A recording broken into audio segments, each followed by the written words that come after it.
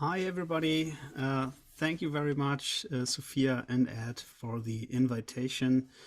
Um, for me, it's an honor to be here and to discuss with you the topic of empowerment by and in arts and culture. What are the requirements? And you'll probably be expecting a long speech from my side, but I'd like to do it interactive with you because you're also experts in your field in arts and culture. So I invite you to join me for discussions and to find out together what is necessary and what's the power of the arts that can contribute to empowerment. Let me start with a little presentation. And while I'm starting it off, you're always invited to ask your questions right away. So, do you see the presentation? Yeah, probably, right? Yeah, we've got you. Okay. So these are some very nice logos I need to show you. And here we go. Our project In.DI.E Musik consists of three terms: interculture, diversity, and empowerment. These are the fields I'm working with in the Landesmusikakademie North Rhine-Westphalia in Germany, together with my colleague Ayham Nabuti. He's on the left side in the picture. We're standing in the academy making music, and my colleague, he's a music educator, born in Damascus, and I was born in Witten in Germany. So what does this picture have to do with empowerment, and why is empowerment an important topic to both of us? We're working together closely since 2020, and Ayham, he's new to the German language, and he started to work with us in this project here. And there were a lot of skills and techniques and a lot of background knowledge he had to learn to work in our project In.DI.E Musik. And on the other hand, there was a lot of knowledge I had to learn from him about the specifics of being a forced migrant living in Germany, being new to the language. And we exchanged our skills and taught each other peer to peer. And we realized when we came across the word empowerment in our work that we thought, well, I think we're doing that. That's how we work. That's our work ethics. It doesn't mean Iham, let me write this for you, let me do that, and you rest. It's how can I teach you to do it yourself? And on the other hand, how can he teach me to sustain in an environment among forced refugees without being the elephant in the room and hurting people, and being sensitive about specifics about forced migration, and do sensitive work and construct sensitive workshops and offers that really suit our target group. So that's why we wanted to discuss what's empowerment about, and how is it in our project, and we wanted to know how is it in your projects, because it's not only music as an art form that contributes to empowerment. It's also dance, theater, and a lot of other art forms. And for us, it's really interesting to see how it's done by others. So I'd like to discuss with you empowerment. What does it even mean, and why is it so popular at the moment? The ones of you leading projects and applying for fundings, you might have come across the word empowerment in your draft proposals for fundings, and in science, and maybe even in television and newspapers. It's very omnipresent at the moment. But yeah, what has it to do with our work, with working with people underlying exclusion in society, being discriminated, and struggling to participate in society. Here I have included a picture of the lovely people we work with. These are alumni of our certificate course for musicians with diverse backgrounds. It's a spectacular name, but the aim of this course is to empower these people, or to help them empower themselves to be able to work and sustain as musicians and artists in Germany. Therefore, we offer them courses in music pedagogy, music theory, and a lot of other skills, self-management, and a lot of other important topics. And they visit this course for 1 year, and then they receive this piece of paper and with a lot of skills. And afterwards, that's when IHAM and my work starts, to accompany them with their certificates to make their way in Germany, to find access to play concerts, to find new colleagues and ensembles, and to educate themselves, to help them educate themselves with further workshops, further education. And that's our target group, of course. And we see people here. We see males, females in the picture. We also see people with LGBTQ background. Of course, it's nothing you can see right away at the start. We also have elder people, younger people, which means in this picture we see the diversity of our society here in North Rhine-Westphalia. So empowerment is not only about empowering refugees or migrants. Empowerment relates to the complete spectrum of diversity in a society. That also means people with a different gender, or people who cannot relate to their gender. And you know all the important topics, of course. And people like our target group, they are at the start, they are underprivileged when we work with them. They don't have the same access to education like I have when I'm born here in Germany and learn the language from scratch. And that's a lot of challenges they have to face. And that's when the art comes in. And initiatives like art27 and probably your own projects as well. And that's why I like to learn from you. What is empowerment for you? What's the understanding in your specific context of empowerment? And then we can have a look at the definition if we missed something. So when I'm talking about empowerment, I think I have a specific way to think about it. But what does empowerment mean in your work? And that's the point when I'd like to see your faces, because I like to talk to you. So anybody maybe having thoughts on what is empowerment in your specific project and environment? What would you say it is?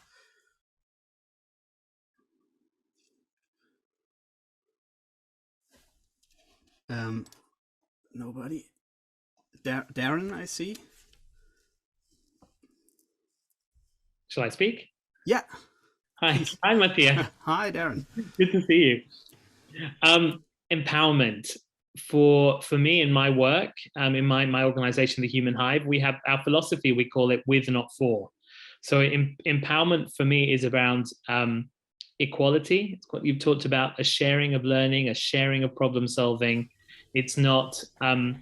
It's recognizing that there may be power imbalances in relationships and working very hard to address those power imbalances so that we can all contribute as in equality, maybe with our different skills and different knowledge and different backgrounds, but we all have an equal space and equal voice. Yeah, it's something I encounter a lot. But what is an imbalance of power? Let me just give you an example. If you are leading a project or you're director of something, there's a certain level of authority and privileges you own that your target group might not own.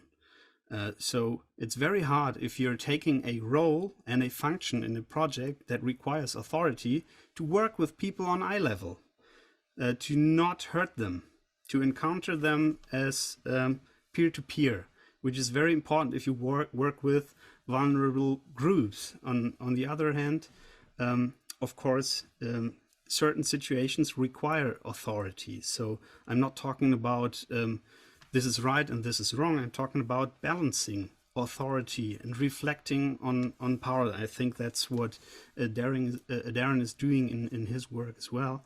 It's something we can discuss on later in detail. Does anybody know where the word empowerment came from when it first showed up? See a lot of shaking heads. And here, no, nobody. Okay, well then, let me try to explain. The way I read across it, the term empowerment was used first in the Black civil rights movement in the 1960s in the USA, where African Americans were suppressed by society and excluded and underprivileged, and still are to this day. Of course, we all know about the Black Lives Matter movement, but back then it was especially used in the Black women movement. They said, let's empower ourselves, and they invented the term empowerment, or they took it and made it their own. So that's where it comes from the African American women movement to empower themselves to participate in the US society.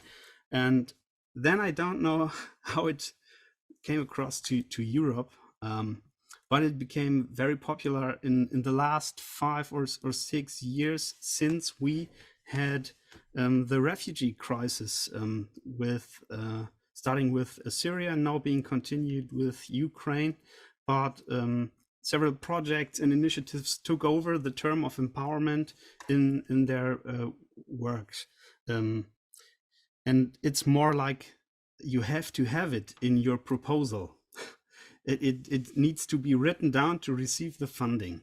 But what is more important is to understand empowerment and what it's like working with an empowerment approach. And that's something I like to discuss with you further in detail. So let's get back to the definition of empowerment. I can give you this one, which I think is helpful. Empowerment means taking back the power that was taken away from you. This can be pictured as a less privileged group taking away power from a group of more privileged people by discriminating against them. However, the discriminated person can also be empowered or self-empowered, as thus regain a sense of power. Discrimination always creates a social imbalance. Empowerment is an attempt to correct this imbalance for both the individual and for society. This is a statement by an Iranian-born journalist living in Germany now, and she's in the LGBTQIA plus community. And here are some keywords which you will also encounter if you work with definitions of empowerment. It is about discovering privileges, your own privileges, for example. If you don't know about it and if you don't feel it, it's probably a privilege. That's what they say, because privileges are mostly visible for those people who don't have them. That means reflecting on power structures and hierarchy in your work. and of course, as I explained with IHAM and myself, power and skill sharing, working on participation and inclusion instead of exclusion, and empowerment is also about doing it yourself. It's not the same as help.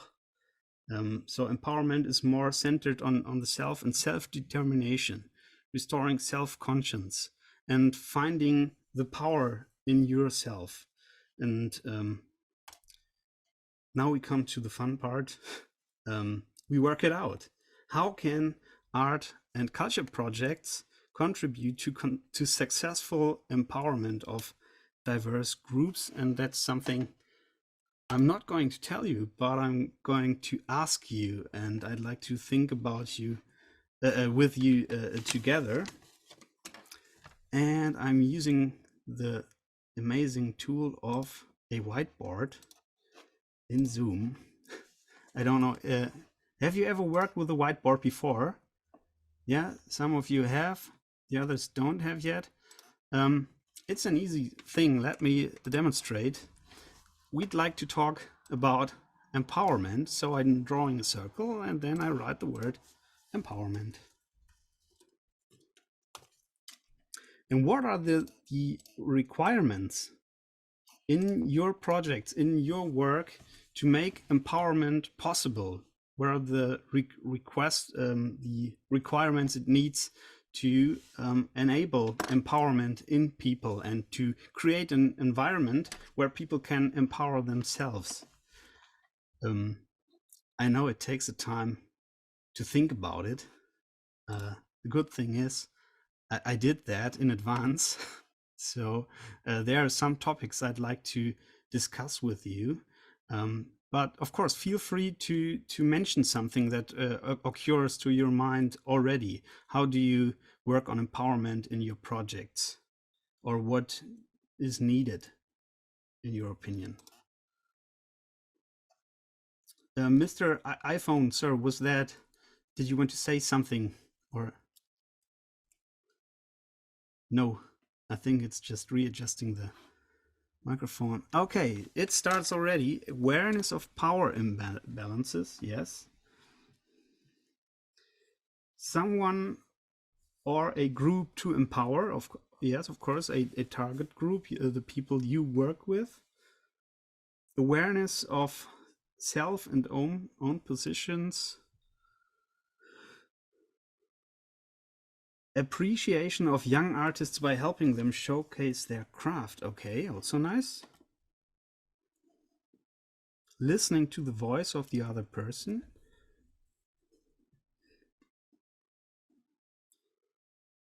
Okay. Empower.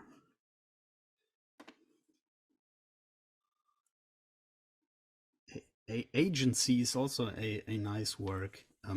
To be the advocate for the people you work with, to represent them.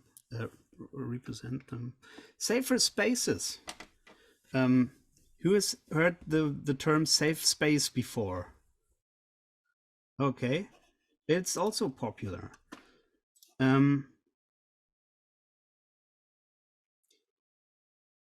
Okay. Did I miss something? Awareness of powers, safety, safe spaces again, yeah. Eve, you want to say something? Thank you. Yeah, just please. One small thing, because just something I think it's kind of interesting. There was a change about the term of or not a change, nothing official, but because the term safe space was used very frequently, but nowadays, many times, if you come across people working with the term, you will hear them say safer spaces.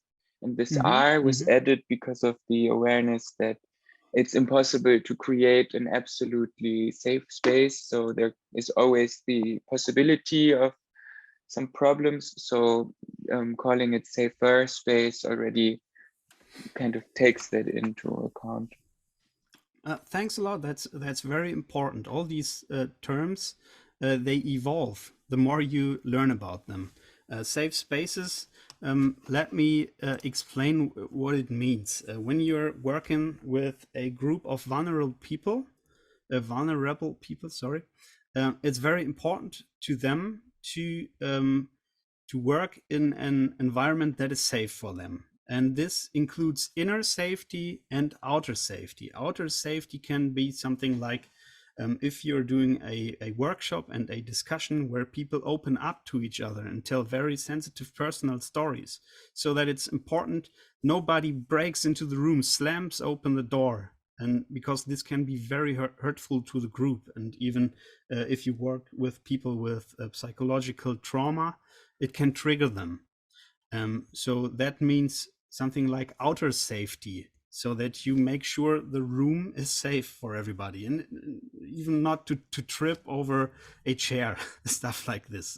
So this is what I consider as outer safety. But inner safety is more psychological. How can we create an environment in the group that makes sure that you don't hurt each other verbally, and that you listen to each other without interrupting or commenting or judging?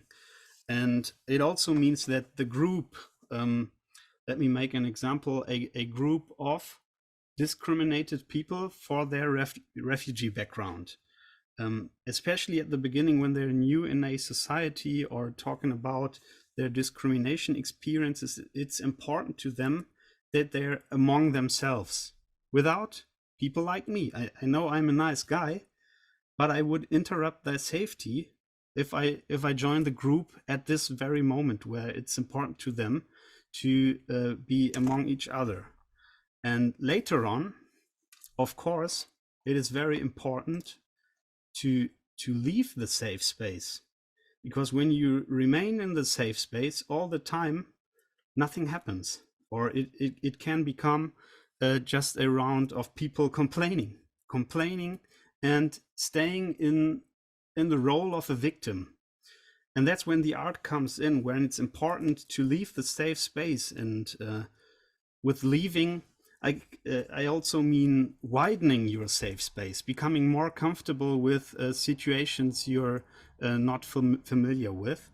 And that's when art projects can help to widen the safe space. Does anybody have an example how arts projects can help to at one time to construct a safe space, and then when do you know it's time to leave the safe space, and how do you widen it? Any examples from your work?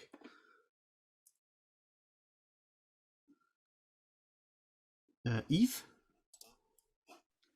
So, hello, my name is Eve, and thank you, Matthias. And I work in Cologne for Roots and Roots Cologne, and we have a project called Intersectional Youth Laboratories, where young artistic people can work on topics of discrimination in their own room, and they can choose how to spend parts of the budget.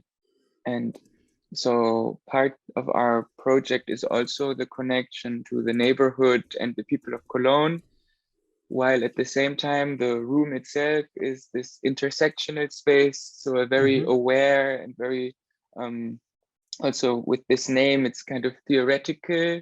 And I would say that the room and this plenary in which the young artists come together could be described as a safer space, because they exchange over the topics that interest them, but also they meet in smaller groups depending on what they want to work on.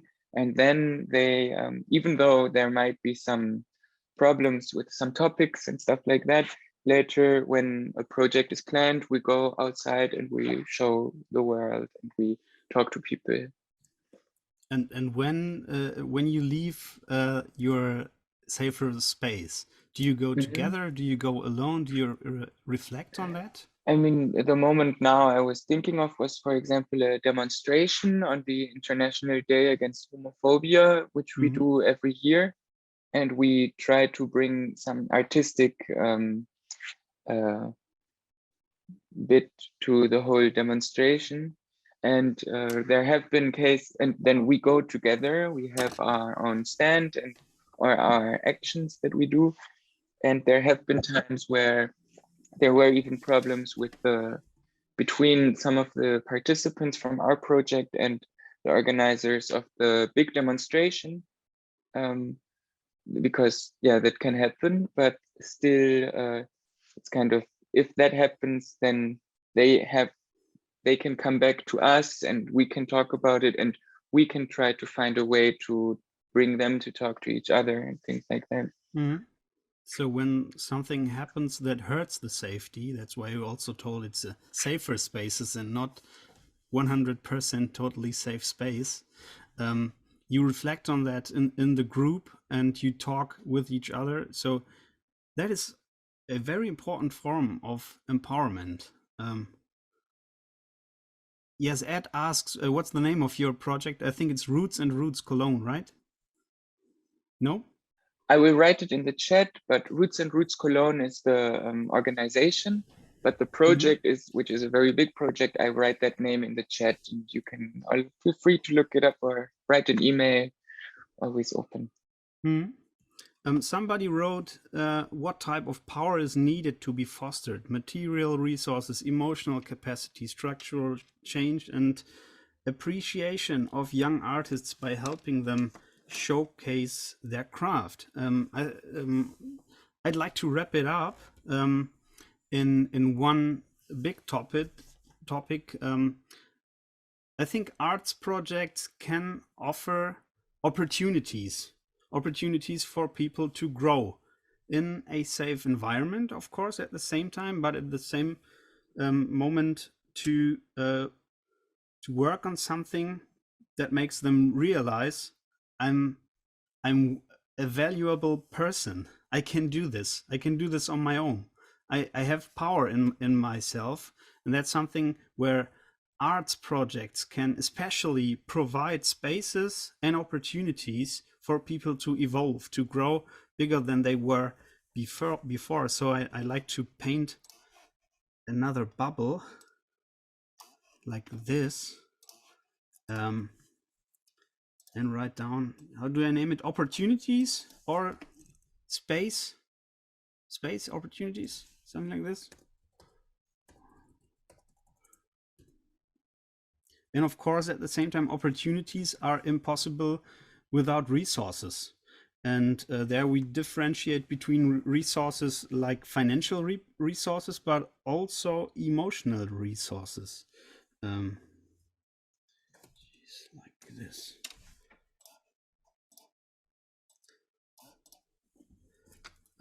Emotional resources is something you have in your target group.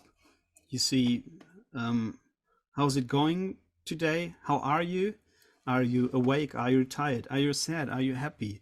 I think that's what we encountered in our work in indie music. We have to check up with the people we work with. What are their needs today? And what can we do with them today that's best for them? And at the same time, look into ourselves. What are our resources today? Are we sad?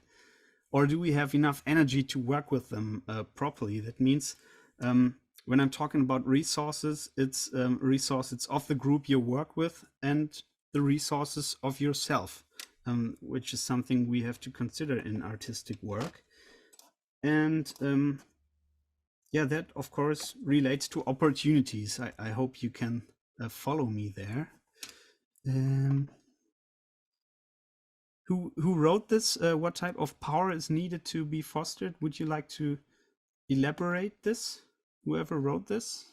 Yeah, that was me. But I try not to take up room in our own workshop. So if anybody else wants to react to that about what kind of power they bring to their projects, or if you've ever not known what kind of power or what kind of resource have been needed, yeah, feel free to jump in.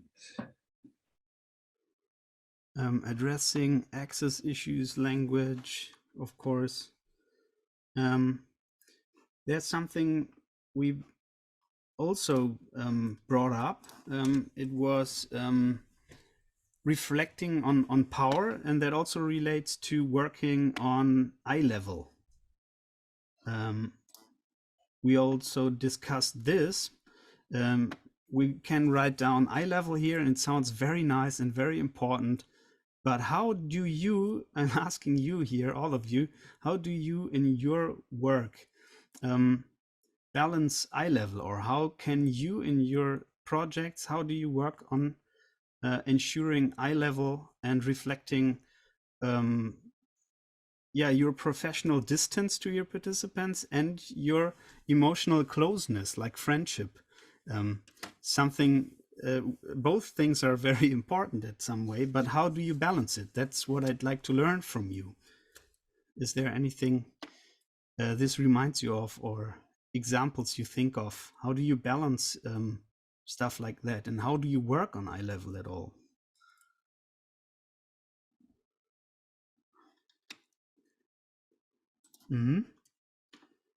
Darren is writing in the chat, when he's presenting, he rather sits in a circle than standing in front of a teacher. Of course, yeah, the positioning in the room is also very important. If you're standing on a podium or being right in the center of a Zoom meeting, of course, and the other pictures are small and yours is large, it's hard to work on eye level. But of course, that could be a good thing to consider. Where do you stand in the room? Any other suggestions?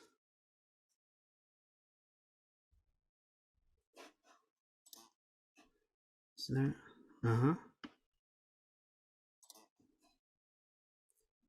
Allowing decisions to be made by the group in a transparent process, trying to self-empower participants. Yeah, that's something I also think is a very good strategy to encourage them to participate, to make their own decisions.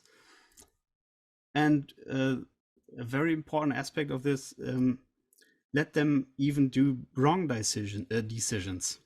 That's something that I had to learn while I was working with IHAM. Of course, I had the experience in the project, and I thought sometimes this is the way to go. It's the easiest way, but it was more valuable to fail at some time and to fight out a conflict and discuss on it and to reflect on it, because otherwise he couldn't have empowered himself to solve this conflict next time when he had it. And the same was happening with me when I learned something about Arab rules of behavior. Of course, you don't want to embarrass yourself. You don't want to embarrass others. But the first time when I greeted the wife of a musician friend of mine, he is musician, and he introduced me to his wife, and she was standing next to me, and I shook her hand. It was way back when. But you should have seen his face when I shook her hand first. She was very happy about it, and he was like in the freeze. What are you doing, mate? You're touching my wife here, and that was something that was culturally not acceptable for him. I didn't know that back then, way back then, of course, and it was something we laughed about later. But it was a very valuable mistake, and I like to put it to opportunities, also to make mistakes and to grow out of it. How do we name it? Yeah, maybe reflect. Make mistakes, making mistakes and growing. That's something you can do very well in arts projects. You can play terrible music pieces, you can do terrible art, and discuss with your musician friends what's best for the piece. And sometimes it's worth taking the conflict to grow as a group. I can't see the chat at the moment because I'm typing, but feel free to read it out loud if there's something that's interesting for us.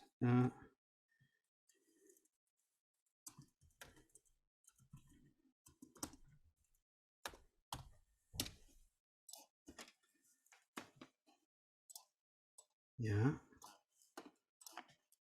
And of course, listening to the voice of the other.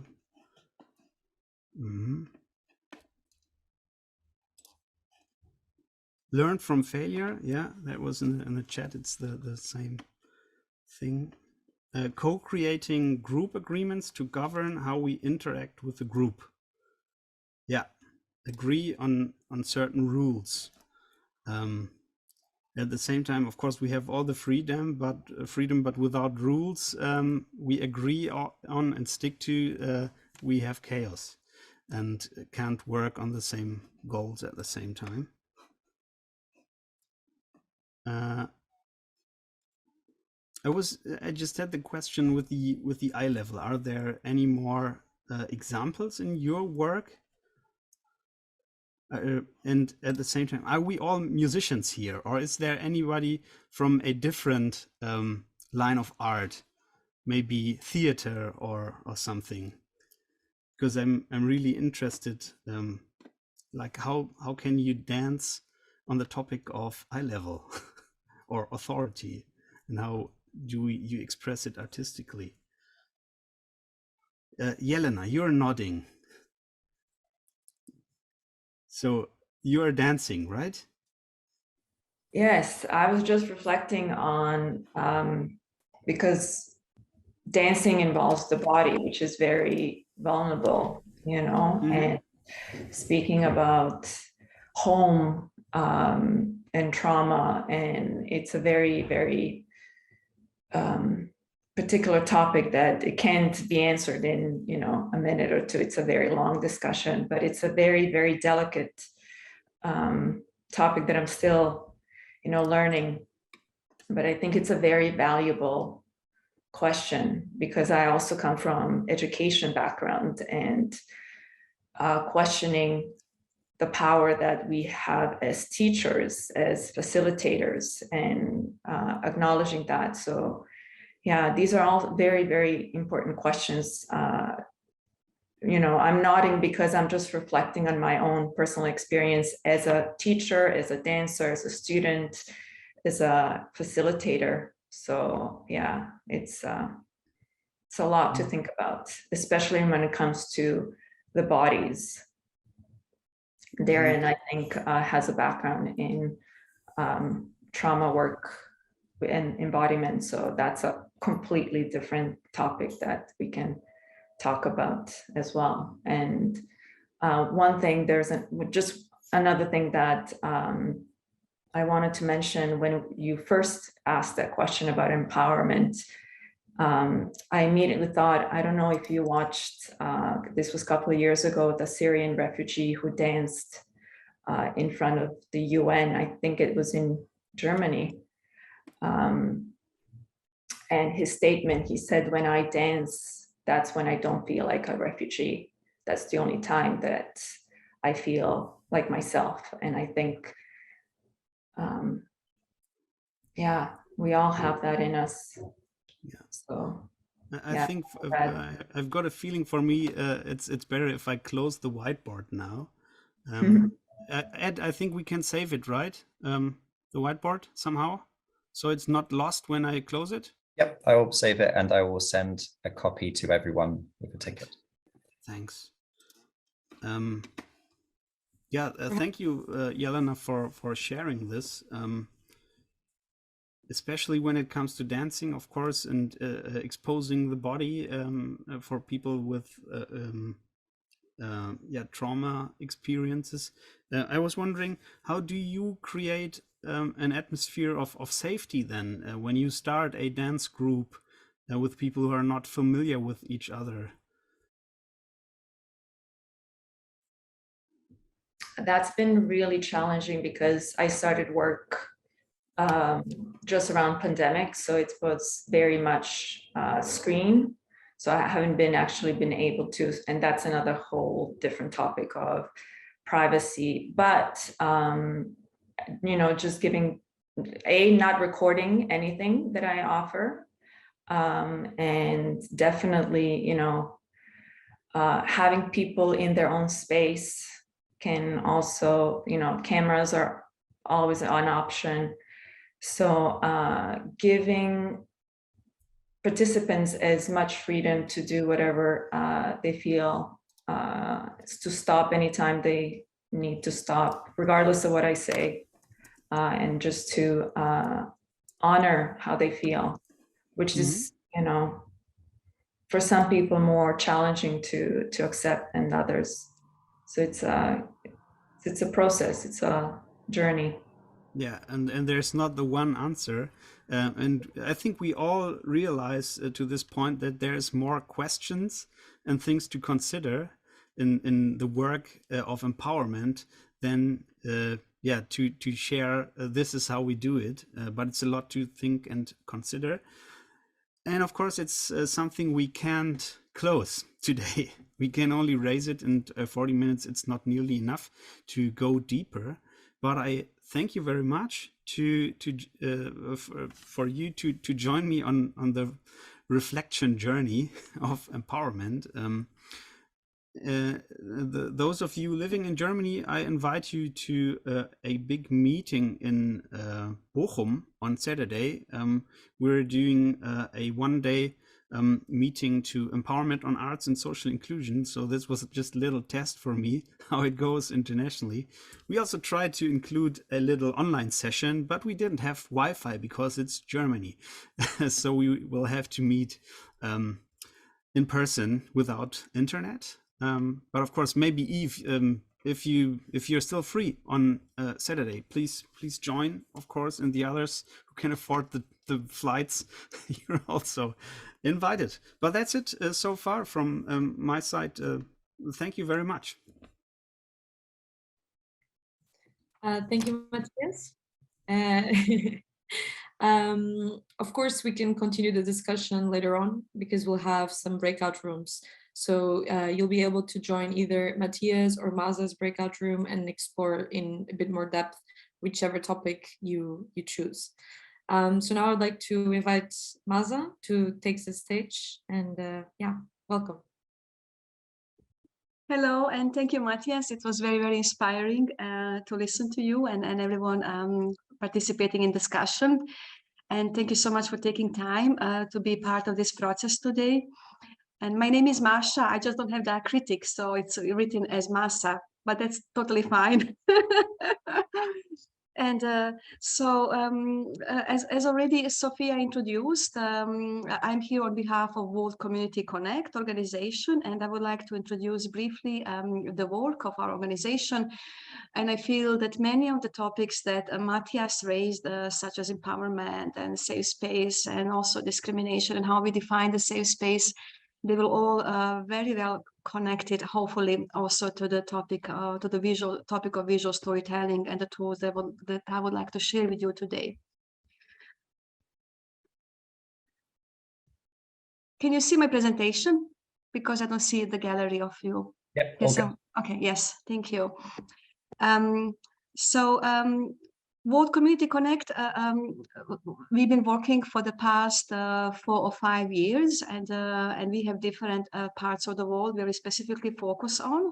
So I could say that some of my largest projects that I've been doing are based in India, but I also do different visual storytelling workshops also in Europe, and I'm going to show you some of the works that we did also in Mexico. But this is just to share with you very briefly what the World Community Connect is about. It's very much for me in alignment how I would like to support the world and to serve the world and other people and communities. And as you can see, one of in the heart of our mission and the vision is really to cultivate plurality in all possible senses. So that's very, very important for us when it comes to the values and common values and the values that we want to keep cultivating and nurturing as a community and as an organization. And we also want to provoke as much as possible many dialogues We like to provoke dialogues with the outside environment, with the society. We especially would like to provoke the dialogues with the topics which are usually hidden in media or maybe not spoken enough.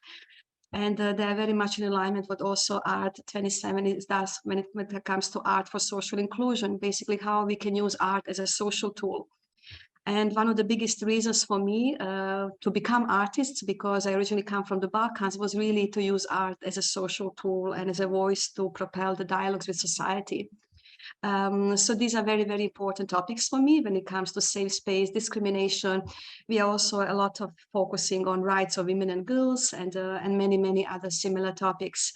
But as you can see, this, answering the big question why is really that we really want to push the boundaries of existing norms and to propel, as I said, important conversations with the society. What is also important for World Community Connect is really to make art accessible to everyone. And when it comes to, and also to redefine the idea of artist and who is artist and what is art. And based on our opinion, everyone is born creative, and that art should not be a luxury tool used just by those who finished art education or something like that. So we really feel that art and creative process should be really accessible to every single human being who feels creating something. So visual storytelling emerged as a concept really to make art and creative process accessible to everyone. And so when we work with the communities, art background is the least important parameter for us. And I will tell you a bit more about the process in a few minutes. And as you can see, of course, for us, when it comes to safe space, I will talk more about safe space also within the context of our work. But one of the traits for us is definitely to keep building the space where the tolerance, of course, exists, diversity and equality. And this very much connects. I want to see the gallery when I see the presentation. So this very much connects what Matthias already presented also in his presentation.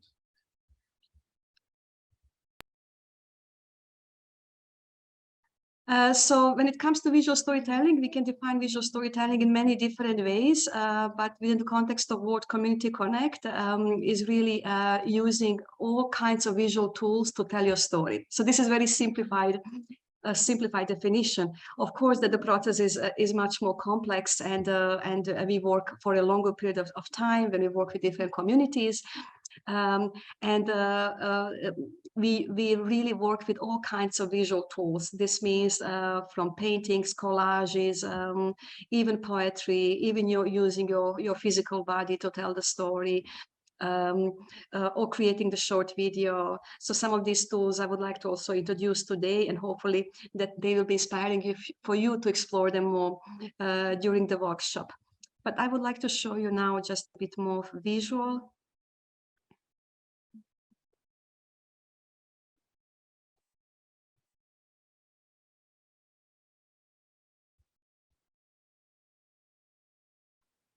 Okay, so this is the website that is still work in progress.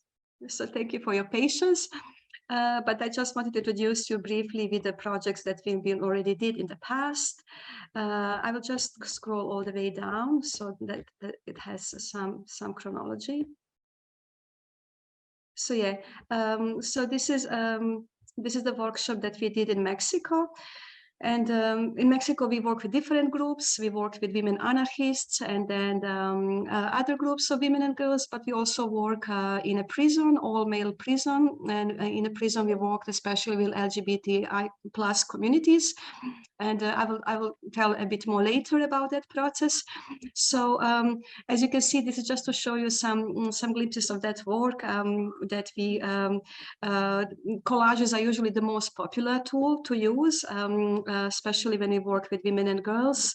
And you can see they use all kinds of really materials, because when we work with a collage or when we work with a painting or any kind of handcraft, it can also have very, very different effect because it's more tangible and we use our hands. And you can see we can use all kinds of supplies to create and to tell our story. So it's always basic idea to use creative tools to tell the story. And those are all very, very personal narratives, very, very personal stories. They usually have very, very complex layering when it comes to the feelings and expression of that, as you can imagine. And these are some of the final works and collages. As you can see, again, there is usually a variety of tools used.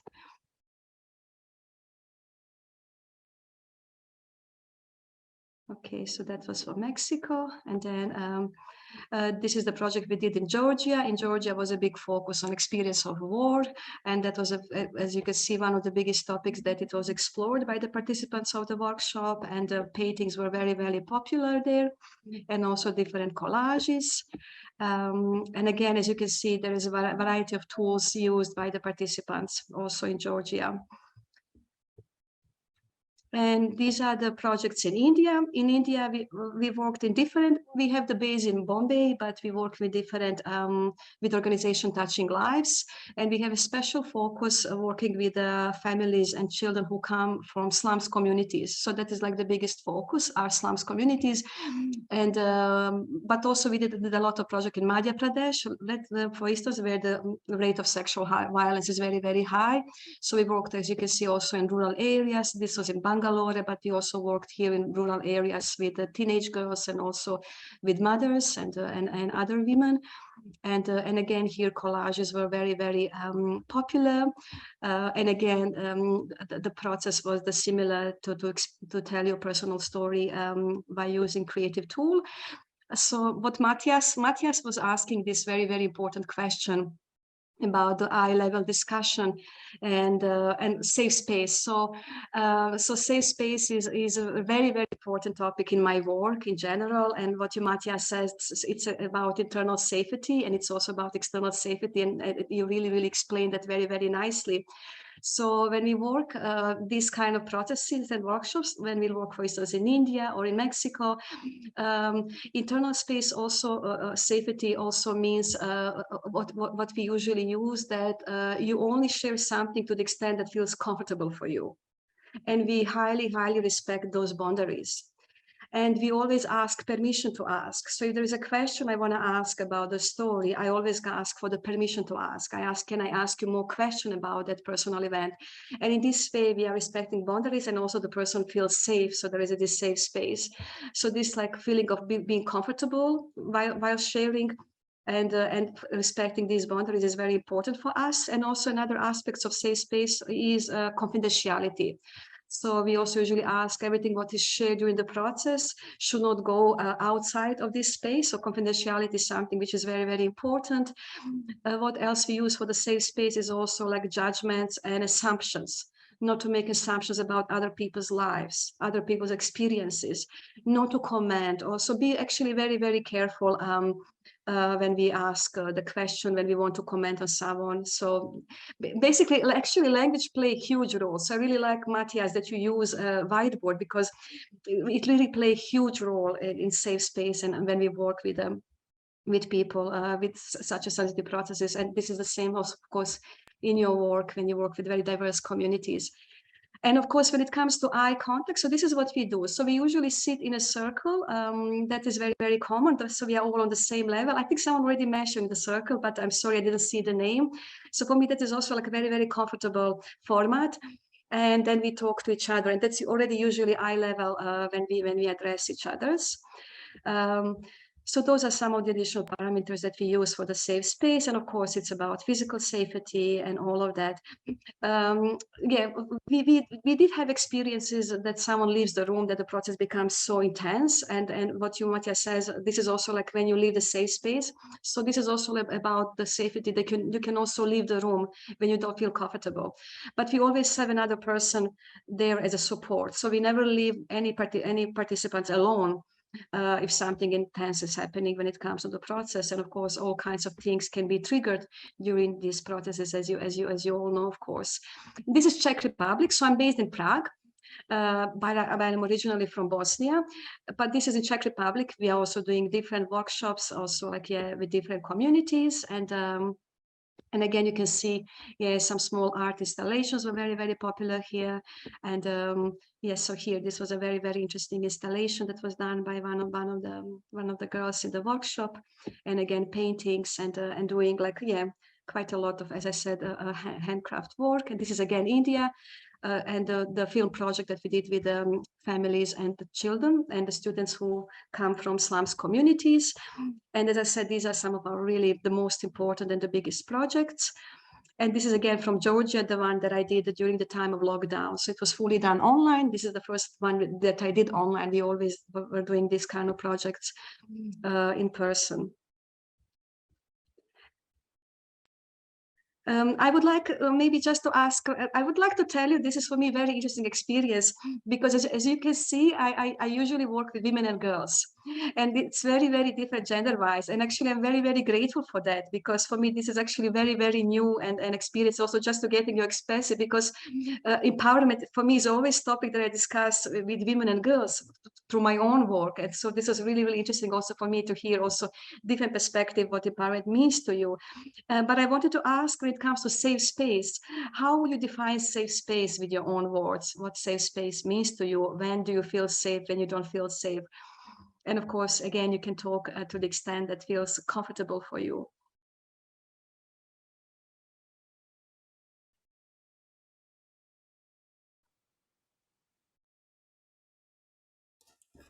It's the same when I asked similar questions. We all start to think first, and the answer takes some time. But I think safe space can be a lot of different things depending on what you're aiming for. Like in our certificate course, safe space means that we gather up people with similar experiences and similar backgrounds. So our participants all have migrated, and they had experiences with forced migration or similar things, and they can talk to each other without being ashamed of their language in German. So no judgment on this. And they need this environment of people with like-minded experiences to open up and to use their language to communicate. When they're in a setting where there's mostly Germans, they remain quiet. So maybe safety, or one important aspect of safety, is being free of judgment at first. I don't know if there's a verb or a term that describes it with one word, but that's something. Yeah, thank you, Matthias. And yes, what you said, it really like is about language and expression. And I will get also back to some of your remarks. Eve, you wanted to say something? Yes, because I recently also gave a workshop on this topic, and we came up with a kind of definition, everyone together, and of safer space. And I just thought I would share it. I'm not saying it's perfect. It's just something that was already some minds inside. So it's kind of complicated, I guess. But we said a safer space is a safer, empowering space in which, on the basis of a specific common experience or base or positioning of the people in that space, there can be a moderated exchange that is also sensitive to hurt, to pain, sensitive to pain or potential threats to the people inside.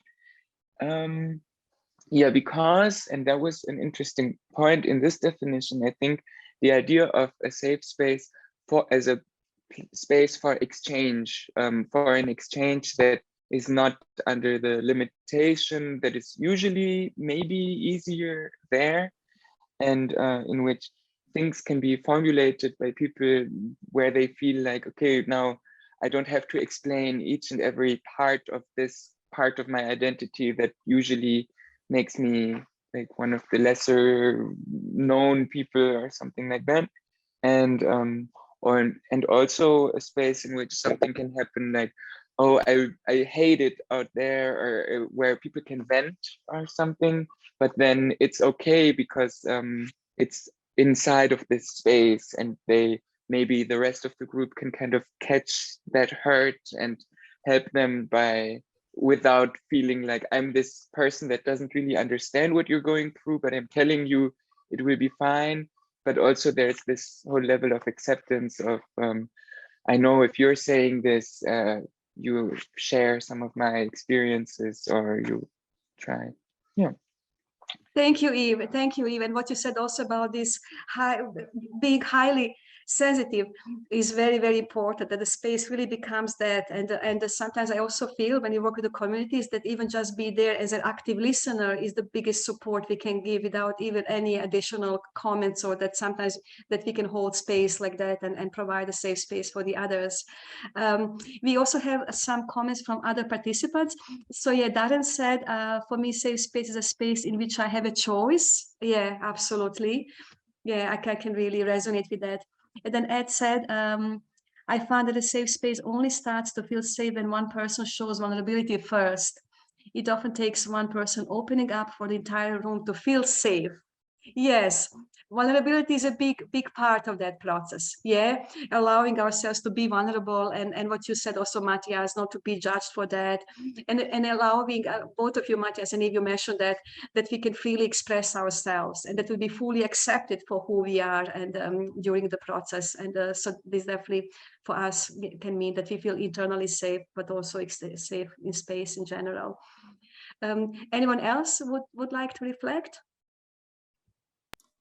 I was just typing something in, but I think I'm quicker when I just tell it.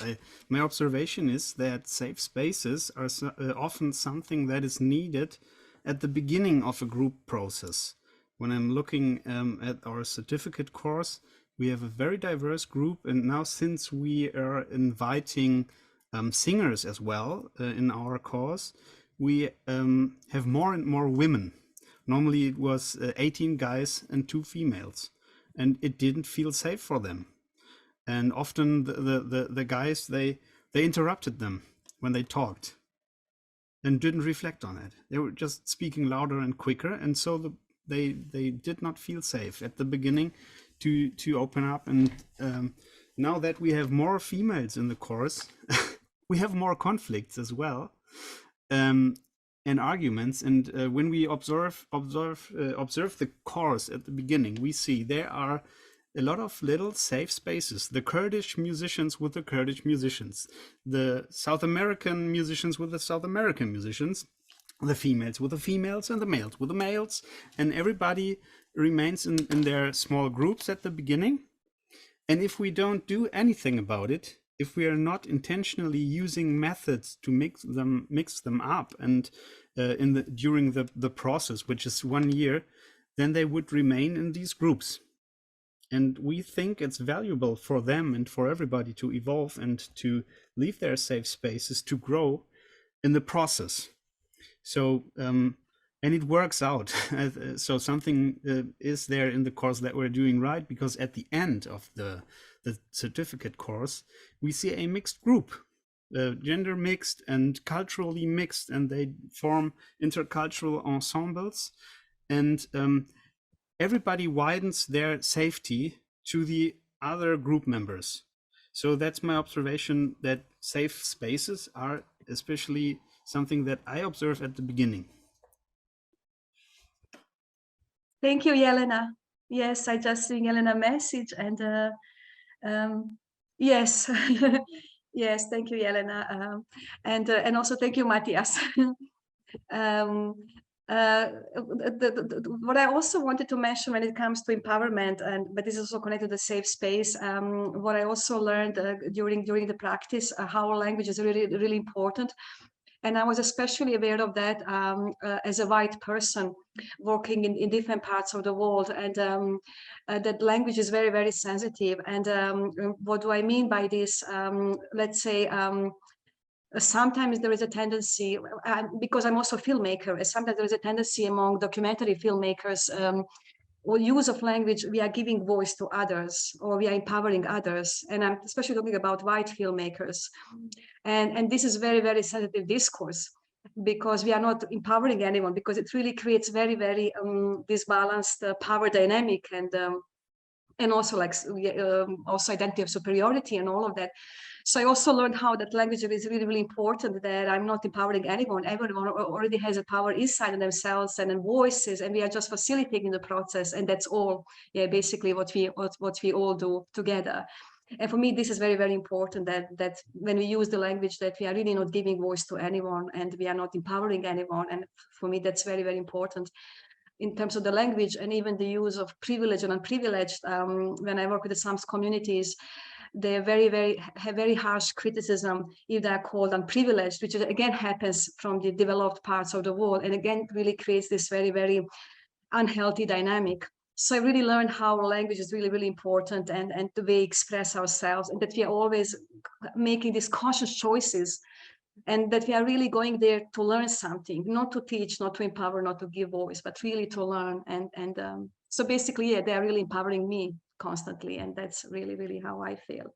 So I just also wanted to share that in the context of empowerment, that for me it's a very important word, but also in how it's used is also, it has a lot of ethical, can be also ethically very, very compromising. What I wanted to share just a bit further, and yes, so I wanted to ask you, Ed, I would like to share, because we did, Darren, you wanted to say something?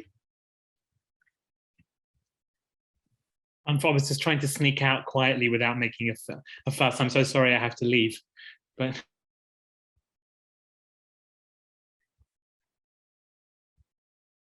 Thank you, Darren. It was great to have you here.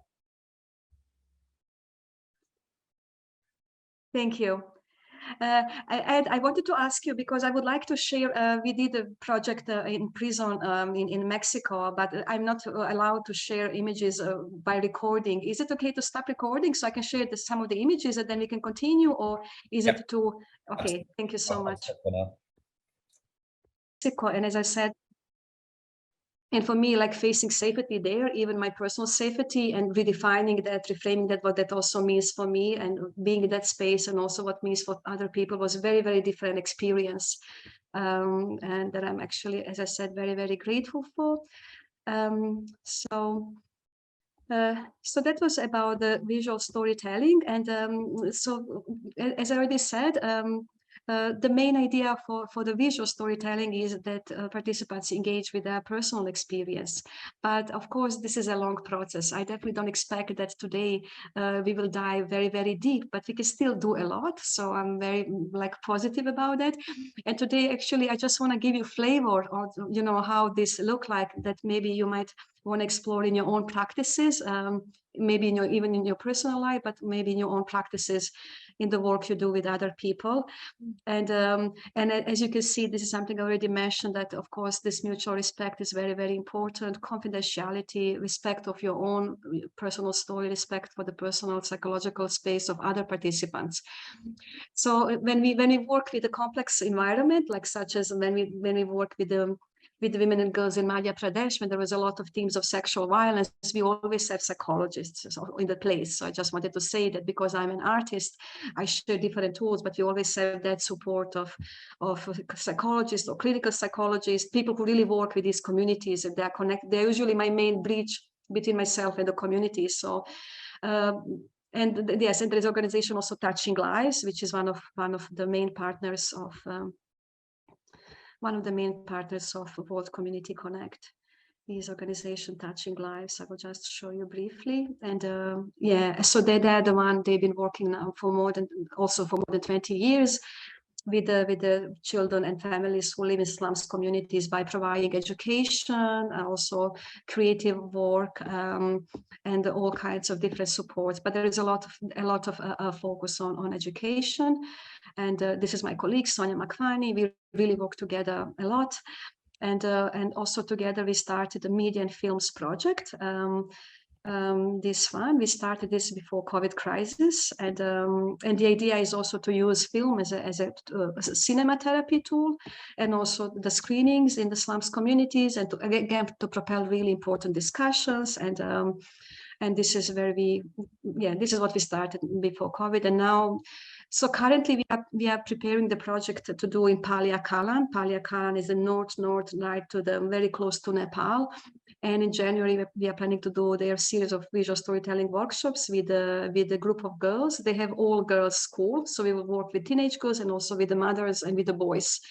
And there'll be a lot of also focus on sex education and contraception and just the physical body, but again, through the means of visual storytelling. And it's very much touching, again, empowerment as a topic in many, many different ways. How much time do I have? I lost track. Roughly 15 minutes before we because I finished with the talking. It was a lot of talking, so thank you for your patience. And so now I would like actually, then we will have time for breakout rooms. And then now I'm just really thinking loudly. I would like now, if you have really any questions or is there anything you would like to comment? And I would be more than happy to Matthias? First of all, wow.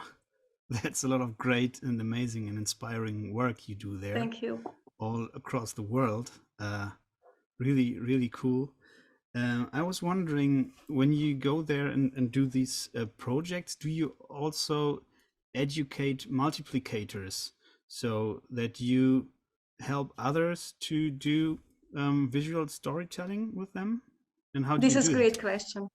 Yeah, this is a great question. Yeah, so for us, this know-how is very, very important. And of course, it's not about, we go there and we finish and this is actually a really great question because, having this vision, how, basically this can continue without anyone else being there, like from the facilitator is very, very important to us. So, so what is for us is important really to encourage to have young future leaders. Whether we are talking about female or male leaders or leaders of their communities. So we always try to identify them with the local NGOs with who we usually work with. And then we work with them and they usually become sharing, this knowledge further or working further with the communities. So so these like future leaders or young leaders or even some of the parents who can become those leaders, it's very, very important for us. So for the whole principle of know-how is really, really important. That is always part of that bigger vision. Then it doesn't stay isolated, and the knowledge is really shared. That it really serves community, in also like for in the future as well. Yes, I forgot to mention that. That's actually really important. Any other question? And actually, I wanted to even ask, because as I said, language is really, really important for us and in general. And I really learned how to be cautious with the language and how to use a language. Could you tell me, did you have any sensitive experiences by yourself in your professions, in your work environment, that really taught you about the importance of language when you work with diverse communities Ian? So I attended a summit in Holland, and there was about 30 people involved there. And of course, the whole work was it was with Musicians Without Borders, and there was a Syrian guy who now lives in Germany. But through the conversations, the way people were talking, he made the point that not to talk about refugees, but to talk about people with a refugee experience or people who have been displaced. And that the word very commonly used about refugees immediately puts everyone in a compartment, and it really kind of falls into the trap of the xenophobic attitude many countries showed towards people who have been displaced. As just being one homogenized type of person.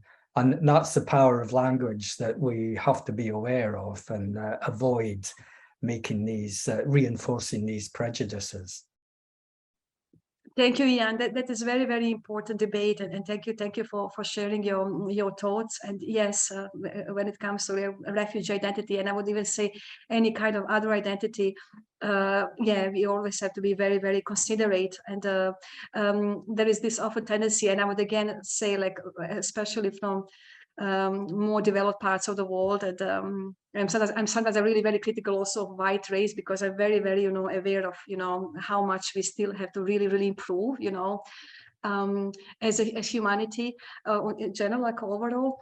But we often put in boxes individuals, and we put all of these labels without even asking the person who he is, who she is. And yes, and someone also mentioned, I think you, Matthias, about the gender fluidity and the trans people, non-binary people. So we have to be very, very careful. And this is also about safe space.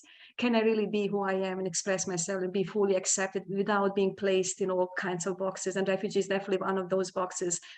As Jan said, that provokes many, many debates, and also, like, yeah, unfortunately xenophobic and many other, many other layers. Yeah, thank you, Ian. Anyone else? Maybe there is something about the language. Matthias? Yes, Ed wrote something very important, I think.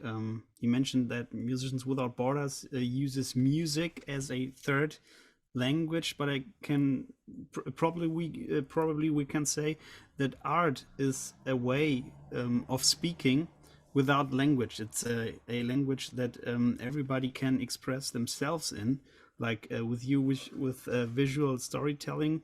People communicate with their pictures.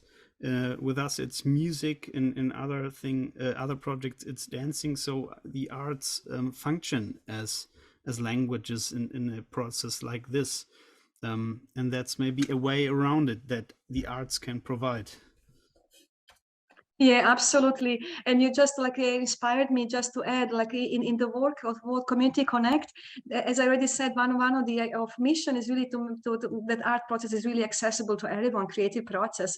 And what is really interesting when we work with the communities and they have no art education at all, and this is like for us the least important a parameter, but what they create is really magic.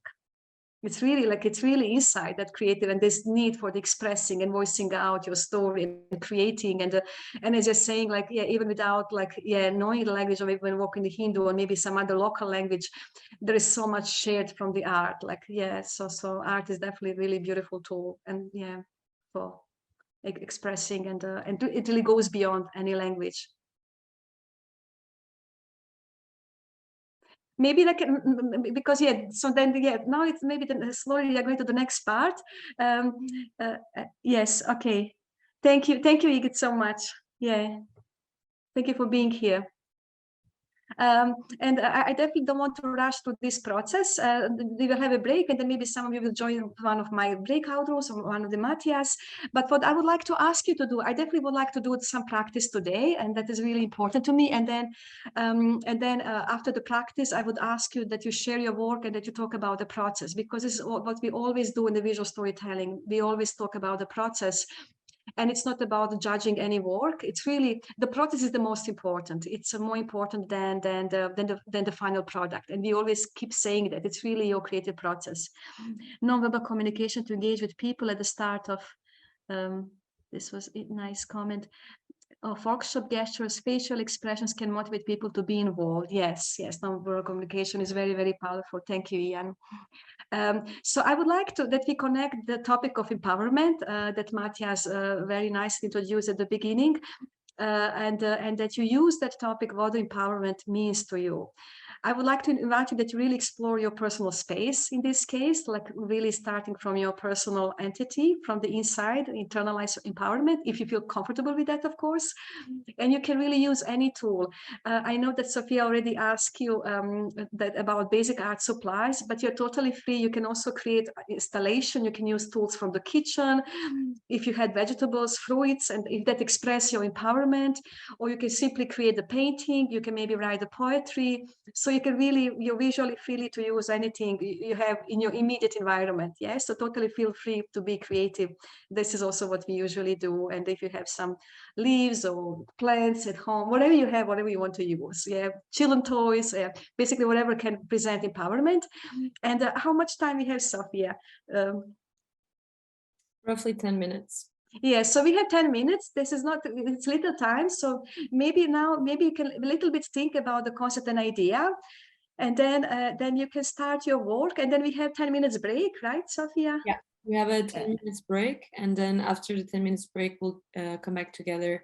Will be breakout rooms. And then Yeah. 20 minutes in the breakout rooms, more or less. Yeah. So those of you who joined in breakout rooms, we will definitely continue with the process, and then I will also have a few minutes at the end that you share what the process look like for you. Do you have some questions for me at this stage? Anything that lacks clarity? Yeah, I was just wondering, what are we supposed to do to visualize, to draw something, or to get something that reminds us of empowerment, or could be a symbol of empowerment, or would you like us to paint something? It can be anything. It can be anything that at this moment feels for you the best way of expression. And if it's something that you never tried before, that's even better. Yeah, this is, we always encourage again. You never create installation. Now is the time that you create your first art installation. Yeah.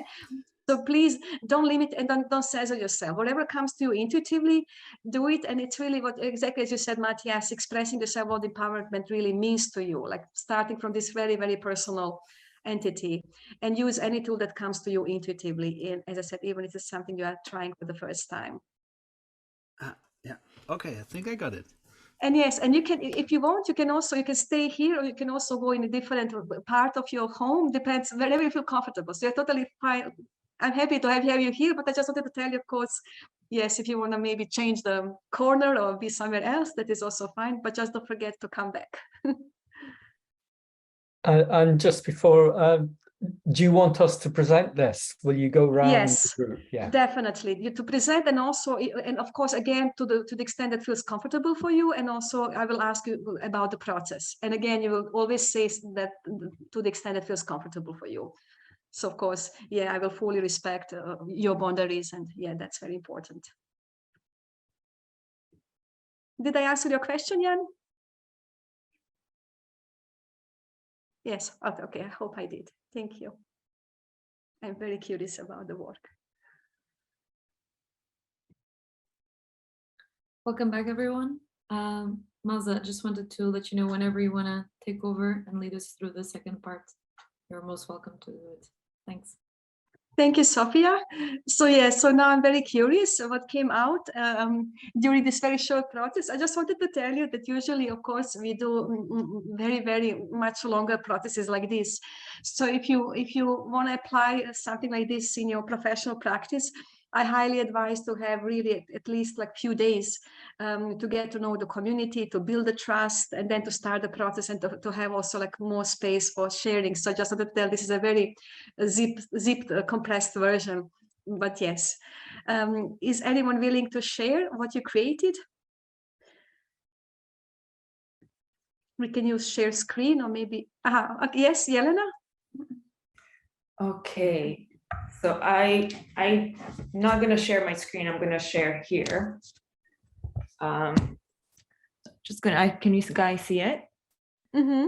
Yeah. So when I was thinking of the empowerment, I thought about honoring my roots, and that's where is something that I was made ashamed of for some time as an immigrant. Coming from a war-torn country. So for me, when I think about, strong power, nature, also in connection to our bodies too. So grounding in our bodies, and in that, finding that safe space inside, so we can stand tall and be proud of who we are without being ashamed. So that's, and I could go on and on and on, but I want to give other people a chance to share. Thank you, Jelena. And it's really, interesting how you connected multiple layers from immigrants' identity, being immigrant, and the past, which really reflects to the conflict zone, and how we internalize this empowerment. And what for me also like stands out, the whole culture of shame. I can really also, that's the whole another really, really big topic that we also work a lot with also in our work, and we face that a lot. And it's a very, very complex topic, and it's not the topics we can discuss within such a short period of time. But then it's interesting how there are multiple layers that you mentioned, and you also mentioned physical body, and then previously you also spoke about the body in connection to the trauma. I also believe that all our stories are in our body, so that is really like the storage of the stories and experiences. Thank you. And I would want to ask you, if I may ask you, Jelena, if it's okay for you, could you say anything about the creative process, how the creative process looked like for you? Was it more intuitively? Did you enjoy it or not? And oh, I loved it. It was messy process, but I thought about, this whole concept of empowerment and safer spaces, that it is a messy process, and we have to kind of fall into that and kind of embrace the messiness, and as Matthias was talking about, failure, because it's all part of it. And as an artist, I think we kind of welcome that messiness, because from that mess clarity arises. So yeah, it was very intuitive and kind of like, I don't know what I'm doing, but here we go. Great. Yeah. Thank you so much. Thank you for sharing. And thank you for reflecting.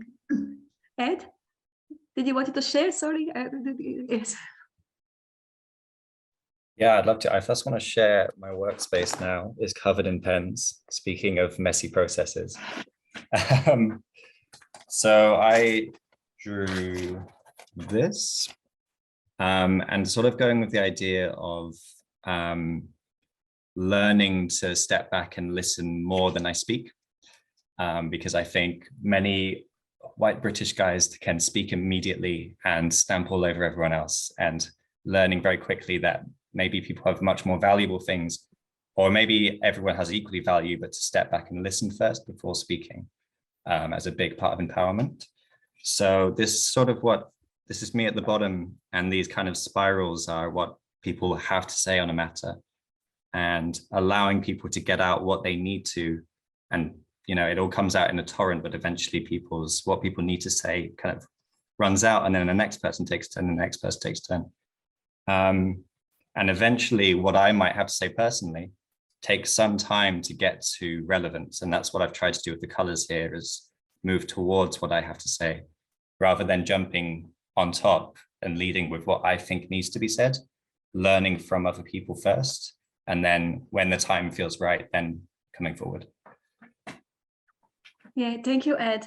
And you also, that is also like when you talk about the language and how language is a general expression and allowing others to express themselves, but also expressing ourselves, how it's also one of the tools for creating safe space and for the empowerment. But I'm curious about the colors. Have you chosen them intuitively, or do they have any significant particular meaning for you personally? It was the pens I grabbed first. I grabbed blue first, so it started with blue. And could you say a bit more about the process in general? How did it feel like for you? It took a while to start something. And I think, like Jelena said, I thought I have to do something, I have to start. And so I just started with the black dots being the people. Yeah, and put them in the space first, and then thought about how I envisage a space like this, for example. Yeah. Thank you. Thank you so much for sharing. Eve? I hope I'm pronouncing your name correctly, so just correct me if it's wrong. It's correct. Don't worry, don't worry. So I will take you guys with me. When I was thinking about empowerment, I made this. Oh, wait, let me get my flashlight. It's a bit dark in that corner over there. Let's see if you can see what we have here. So it's kind of like, okay, let me just change the perspective of the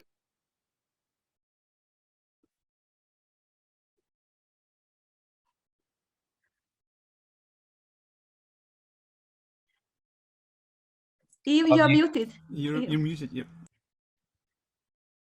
Okay, I wanted to say, let me explain it first. So when I studied in the creative field, and I was thinking a lot about this at the end of Matthias' presentation, was that I sometimes think about what helped me a lot or empowered me a lot was the ability to face kind of when I talk about it private, I always say like the abyss, like staring into the parts of myself when trying to create something creative that were hard for me to look at, and which is kind of also what the safer spaces allow us to do in a way.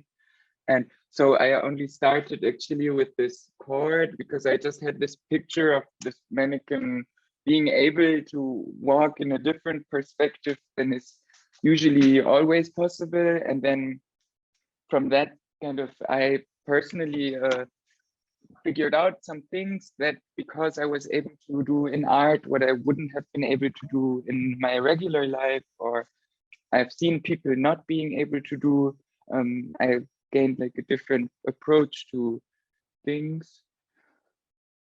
And with the process, actually, I have here, in preparation of the workshop, I brought all my creative stuff outside, and I was so excited to finally do collages because I always collect magazines, but I never do collages. But then when you said how to do it, it was my first thought to, because I had this picture of this thing that catches me if I fall while I'm, or something like that. Yeah, thank you for Thank you, sharing. thank you. Yeah, and yes, I really like the way you brought like all these art supplies to work with, and I'm really encouraging you if you that you keep maybe also exploring collages. Actually, they're very popular when we do the visual storytelling.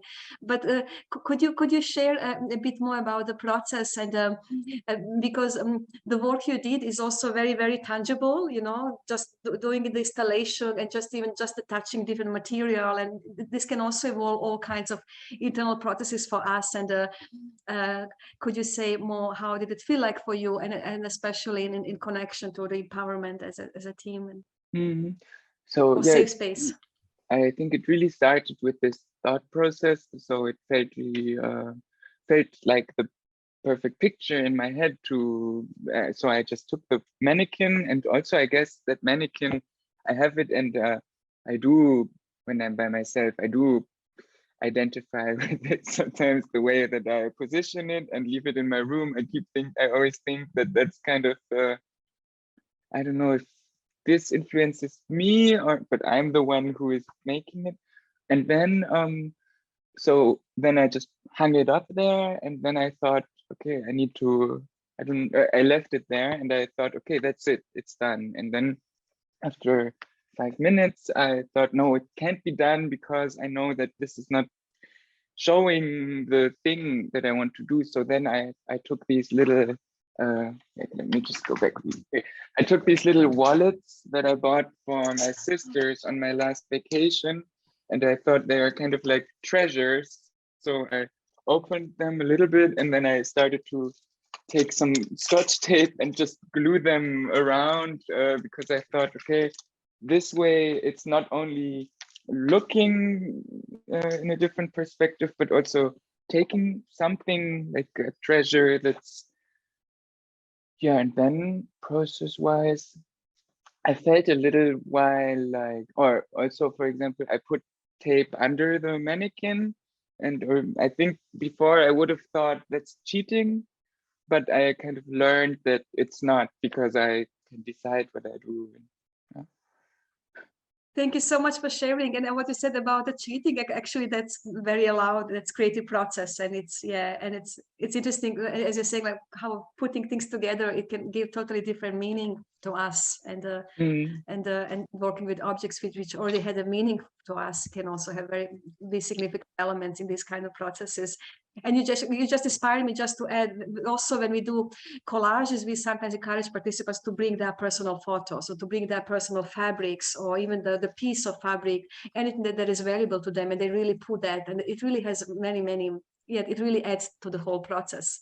So yeah, you just inspired me to add that, yeah, and you reminded me on that. Thank you, Eve. Thank you so much. Anyone else would like to share? Sophia? So let me see if I can show this. I'm afraid the light is not the best, but basically when I was thinking about empowerment, well, I have a tendency to go back to the hands. So this is like my hand, obviously, because I'm a musician, I play the flute, and hands have always been a very, central part of what I do, right? And also I feel like hands really reflect who you are. You know, if you work a lot with your hands will have calluses and will have certain muscles more developed than others and so on. So I always go back to the hands as a reflection of my identity, I guess. And then I was thinking about empowerment and how also empowerment comes, at least for me, I feel like comes very much from connecting with others and trying to find those meeting points in each other's lives. So connecting with others meaningful can be very simple, right? I feel like us as humans tend to very broadly want the same core things. We want safety, we want love, we want family, we want happiness. And so empowerment for me sometimes is just taking a step back and trying to find those meeting points with other people and pull each other up. And that's why I have this kind of ropes here with this connecting lines, that you're just never just you by yourself, right? You always have a network of people around you that you can give to and they can give to you. Yeah, thank you, Sophia. That is also like very much also for me the heart of community work, like to be with the communities, and exactly as you're saying that you're not on your own, and then you have the support network. And could you say something about the creative process? How did it feel like for you? And was it did you make creative choices intuitively, or you had more strategic thinking about them? It's quite intuitive. I think immediately, I think the very first thing that came to mind was the hands, like I mentioned before. Also, I really wanted to play with textures. I always really enjoy integrating different sorts of materials into whatever I do. I think that reflects also maybe this idea that, you know, we're never just one layer of anything. And I tried to explore that. And then I wanted something, I think the only thing that I was maybe thinking a little bit more about was, I'm not sure it comes across like that, but basically these blurs here, it's actually wax from candles. So what I did was I was burning candles and dropping the wax on the paper, and then I imprinted my hand on the wax to really give this idea that, you know, it's unique. We are all unique, but that doesn't mean that we can't share and that we can't come together. So yeah, maybe that was the only choice that was a bit more thought through, but I feel like the rest was all also quite intuitive. Yeah. Thank you, Sophia. Oh, this is such a great a creative tip. The candles and thank you for that. Thank you for sharing. Anyone else? We still have Lucy, Matthias, and Jan. Lucy? Hi, I'm quite new to the Art for Social Inclusion, but it's a real privilege to be here. I'm doing a couple of projects with a Refugee Allies project with St. Ethelburga's Centre for Reconciliation and Peace, and also Liberty Choir going into prisons. So this is really amazing, just experiencing this. I just wanted to introduce myself, but I made something very basic, but I really went ahead on the installation thing. So this is an open heart made out of drinking straws, because I feel like I feel empowered if I have an attitude of loving kindness. It sounds very Buddhist, but if I have that open-hearted approach to feelings where there might be fear, feelings where I encounter different situations that I've never been in before, and I feel that if everyone has this very open mind, open heart, we can all learn from each other. We can all take on something new and create safe spaces. And my little apparatus here has lots of hearts joined together with a line to make one big open heart. So there's a lot of, even though this is not something that would appear in an art gallery, it's something which shows that if everyone works together with this in this spirit, that lots can be achieved. Thank you, Lucy. Thank you. I would show all of your works in our gallery if you would ask me. Yeah, that's like no doubt. But I wanted to ask you because especially you said you're new to the process, and something similar like other participants, you also use quite a lot of this, very tangible materials in your hands. And could you say a bit more how was for you connecting that, or maybe disconnecting the rational mind, connecting to the intuition, or were you able to dive more and intuitively to the process, or it was more like guided by the rational mind? And anything you would like to share about creative process? I don't think there was anything terribly advanced about what I was doing really, but I definitely felt like I wanted to make something rather than draw, and I wanted to make something out of wood originally because I wanted to have something very solid, and I realized that in 10 minutes that wouldn't be possible, but I could make something out of paper. And I think for me, the sense that you could create something solid and concrete out of this open spirited outlook. Thank you, Lucy. Thank you so much for sharing. I think we can all connect to the symbolism of heart in many different ways. Thank you. And we still have Matthias and Ian. Ian?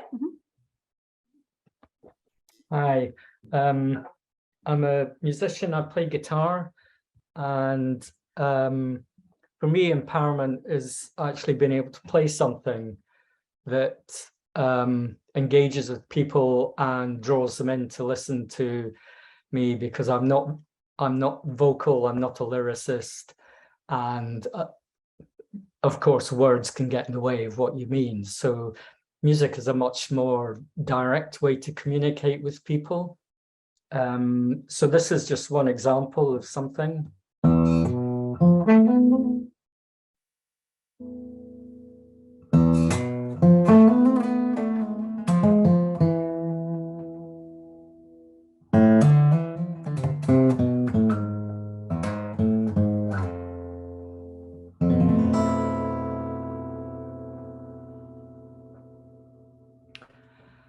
That's just part of a much larger piece, and I met 4 Iranians about 4 years ago and wanted to play with them, and I presented a piece of music to them, and because I'd been listening to a YouTube online workshop about oud playing for guitar, I'd learned some scales, and it meant that I was able to share something that was close to the Persian musical tradition, and that way they would probably be a little bit more willing to listen to me and to think, well, this guy is maybe worth collaborating with. And part of the process was that having a composition, presenting it to them, and them saying then, okay, play that bit there, which was a very, very basic riff. And from that, we developed a composition together that we collaborated on, which was nothing like the overall composition that I'd originally presented to them. But it was a very good way to be able to listen to what other people had to offer, and a very good learning curve for me, and made me recognize that, because I've been interested in music from around the world for a long time, but when you listen to scales, so the intervals and between notes, the sound waves that these all create, they stimulate emotions, so they can either and invoke different cultures, and it means people are either engaged with it, so it communicates something with them, or they don't. You know, they don't understand it, they don't want to listen. So it's a very good way for me to find some empowerment, and then also allow people to share their way of communicating back to me, that we can learn from each other, share and collaborate and break down barriers. So that's what's important to me within music. Thank you, Ian. Thank you so much for sharing. And what you said, like, yeah, how important was for you this interaction with the other musicians, and interact, really be part of that process also with the audience and with other people. And would you be willing also to share what this process meant for you also internally? Yes, I mean, the music, as I said, the scales and everything, they can develop a feeling. So that scale in the final chord, it leaves a little apprehension, which then resolves into something else. But working with other musicians who I didn't know, and the more I got to know them, I realized how good they were. And so that was a little bit intimidating for me, because I don't come from a classical background of studying music. And the project I'm involved with, I'm playing with exceptional musicians. So for me, it's a struggle to keep up, which is, I've forgotten the word, but it's humbling, that you realize as a young person, when you're a musician, you think you know everything and you're really going to slam it in people's faces. And the more you learn, the more you know, you realize you've got to sit back and listen and learn even more. So for me, there's all these emotions going on. And it's the same when you meet people. You have a prejudice and you've got to chip away at that and learn to listen, as Ed said. That's a really important part of communication, because, as he said, as a British white person, the tendency is that you are privileged and you jump in there and you think your opinion is so important when it's really not. Thank you so much, Ian. Thank you. Okay, thank you. Thank you for sharing. I'd like to jump in here because Ian, although we have a little age difference, I think we're brothers in mind and had similar processes going on in the last few minutes. I was also thinking what it means to empower. Empowerment, how could I draw it? And for me, empowerment is something mutual. If you want to help others empower themselves, you have to open yourselves to be empowered. And because I can't draw anything, I'm terrible at painting. Nonetheless, I had an image in mind, but I think because we're recording, I cannot show it. But I'll send you the link. It's an album cover from one of my favorite bands, Gogol Bordello, the album Seekers and Finders. You will recognize the two hands interconnecting, like this. It's a Ukrainian artist, by the way, who painted this, and this shows that it's a movement from both sides. Yeah, right. Yeah. And seekers and finders, you could also say teachers and learners. If you want to teach, you also have to be the learner. And yeah, like this, I think it's beautiful. That's what I would have painted if I could paint. And once you do this and you open up to be empowered by others, I thought of instruments instantly, and I'd like to show you the instruments. Ed, could you close the picture again? Because I was thinking about when you do this and both sides open up to each other on eye level and you empower each other, then something like this happens.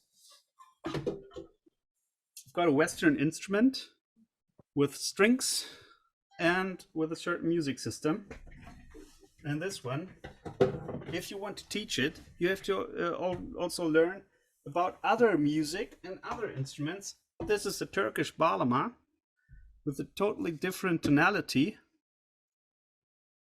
And when these two instruments inspire each other and interconnect their ideas of construction and music theory behind it, something like this might happen.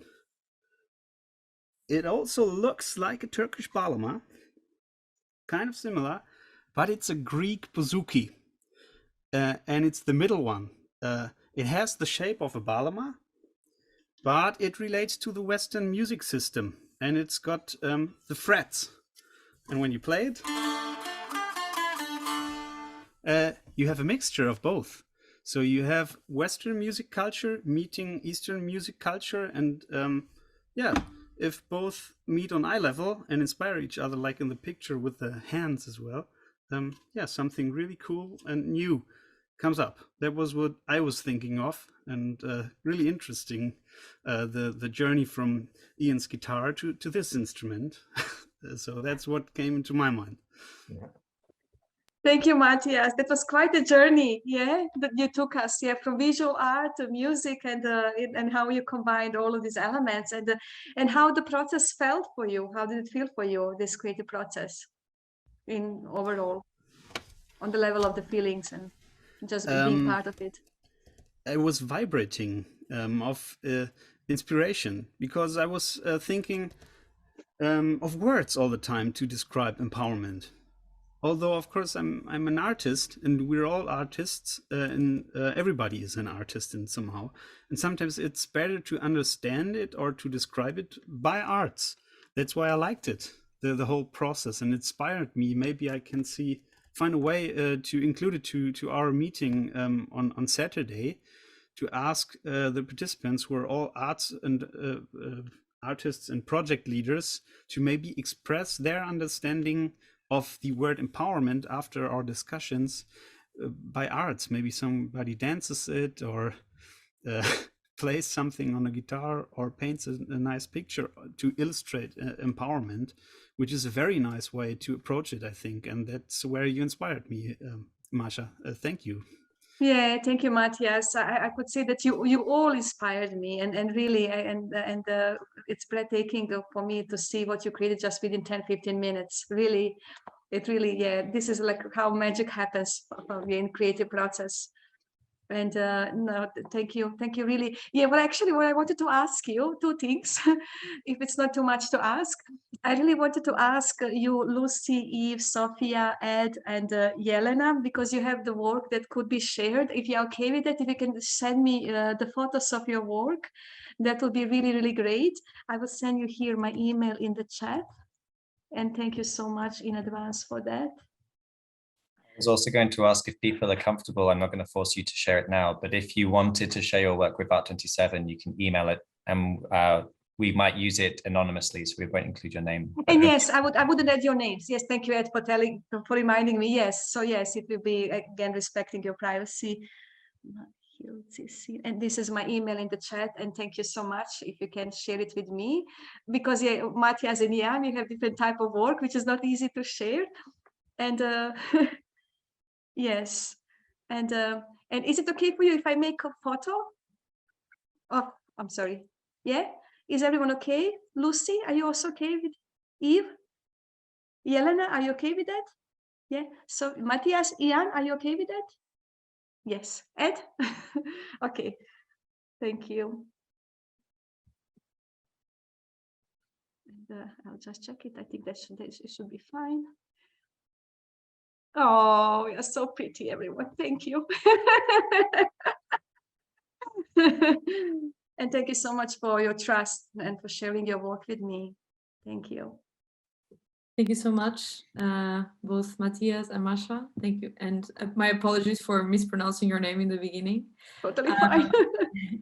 I hope, you know, what a wonderful evening, actually. I'm having a hard time collecting my words, putting my words together.